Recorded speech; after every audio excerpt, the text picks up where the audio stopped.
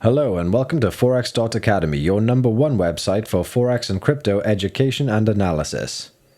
In today's edition, we will be discussing Has the West got it right regarding the China and Hong Kong national security law, part 1 of 2. Tensions are building between the West and the Chinese government over the recent introduction of China's national security law, but is the West right or wrong on this issue? Threats or tariffs and sanctions are firing in both directions, and some are being implemented while strongly worded threats are being bandied by both sides. To get a clearer picture, perhaps we need to go back in time a little bit to try and better understand this complex issue, which threatens to further destabilize global trade where both sides will suffer economically. Great Britain acquired Hong Kong Island from China in 1842 at the end of the 3-year Opium War. This was when the so-called Treaty of Nanking was signed. Hong Kong returned to Chinese rule at midnight July 1st, 1997. The ceremony was attended by the British Prime Minister Tony Blair, Prince Charles of Wales, Chinese President Jiang Zemin, and US Secretary of State Madeleine Albright. The only caveat in this arrangement was that there would be one country and two systems, whereby Hong Kong would retain its own economic and administrative systems. However, cracks began to emerge when the Chinese government attempted to introduce a Fugitive Offenders Amendment Bill that would have seen the introduction of an extradition treaty between Hong Kong and the mainland, and where offenders from Hong Kong or those on the run from China could then be sent to mainland China for processing and prosecution. And if found guilty, there would be implications of jail time being spent on mainland China, thus eroding a fundamental section of the one country, two systems arrangement. There was an outcry by some members of the community in Hong Kong. Immediate objections and protests began when the proposal for a new bill was presented in 2019, because this was seen as opening up the possibility of Hong Kong residents to perceived unfair trials and violent treatment in China. The protesters said that the new bill would give China a bigger stronghold in the judicial system in Hong Kong, and it could be used to target activists and journalists. The bill was withdrawn after violent protests in Hong Kong and after an 18-year-old was shot in the chest with a live bullet as protesters fought police officers with bricks, petrol bombs, sticks, poles, and anything they could get their hands on.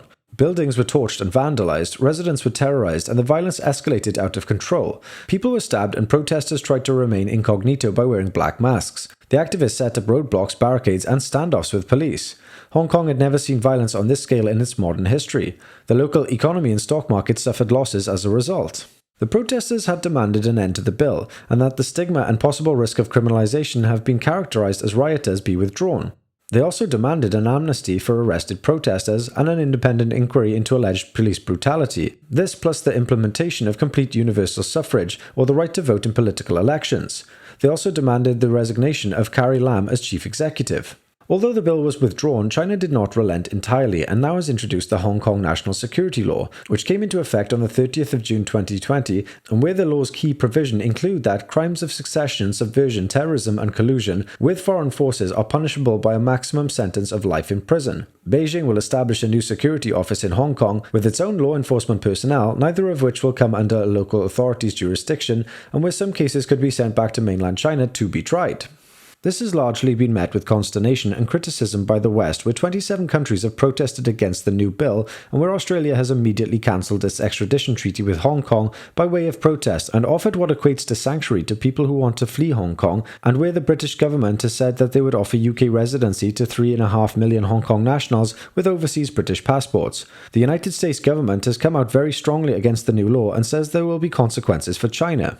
The European Union has also issued a strongly worded complaint to the Chinese government, and whereby President Xi Jinping has counter-issued strongly worded advice to all those speaking out against the new security law to stay out of its affairs, while suggesting there will be consequences for those countries taking actions such as Australia, and where these actions are likely to be financial in nature. Perhaps this will include tariffs, sanctions, or even reduction in trade.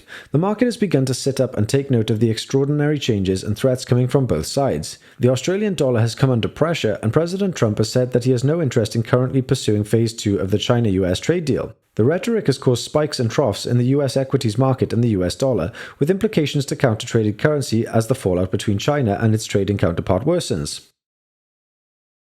If you enjoyed the video, then please like and subscribe, and leave a comment down below about anything you would like us to discuss in future, or if you have any questions about this particular video.